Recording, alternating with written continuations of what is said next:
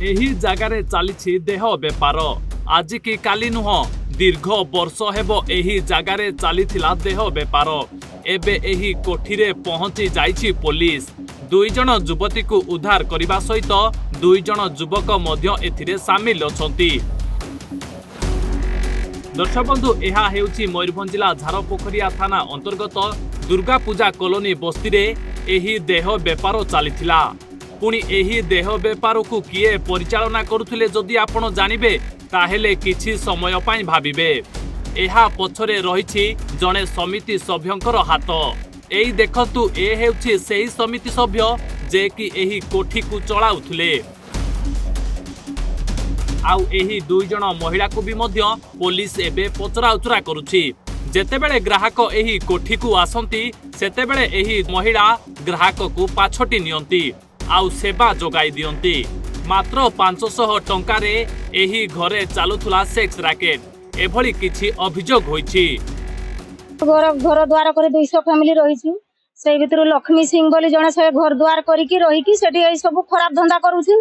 आगरु करूथिला ताको आमे बस्ती भाई समस्त बुझाइथिलु भी से काम करनी बोली सेठी से हमर कथा मानलानी तमे की करूछ करो बोली कहला। किंतु आजी आमे साई भाई समस्त मिसी आमे जाईकी ताकू ता घरे रेड करिकी रंग हातरे धरिछु पुओ झियो को। आख पड़िसा लोक आउ सेठिकार जे कॉलोनी स्थायी बासिंदा बहुत विरोध करिकी आजी से जगह रेड करिसनी एवं थाना जरिया माध्यम रे 2टी पुओ झियो को हस्तांतर करचंदी आउ आ द्वारा घर मालिक मध्य पलायन करछि।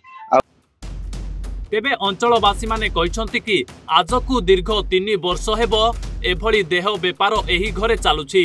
पुणी एही घर हेउछि सरकारी जगारे एही समिति सभ्य जनक देह बेपार करुथिले। 2 जण पुओ एवं 2 जण झियो को उद्धार करिछि पुलिस।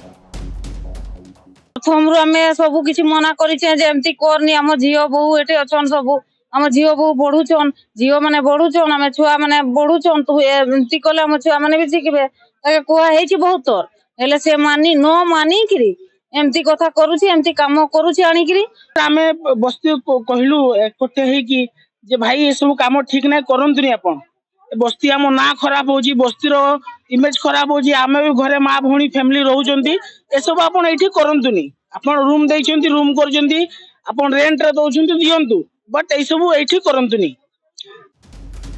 तेबे समिति सभ्य लक्ष्मीधर सिंह अंचलवासी को नाली आखि देखाई एठी देह बेपार करुथबा अभियोग होइछि।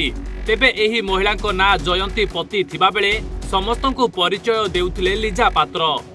पुलिस जेतेबेले एही घरे चढ़ाऊ करिथिले सेही समय अनेक आपत्तिजनक जिनिस मध्य देखिबाकू पाइथिले। तेबे ग्रामवासी माने अभियोग करिबा परे आउ पुलिस रेड हैंड रे धरिबा परे एही घटना को केमिति समाधान करूछंती केवल ताकू ही अपेक्षा आउ दोषी उपरे की कार्यानुष्ठान नेउछंती ताहा देखिबाकू रहिला। सारसकणारू तपन कुमार दंडपाटक रिपोर्ट ओडिशा भास्कर।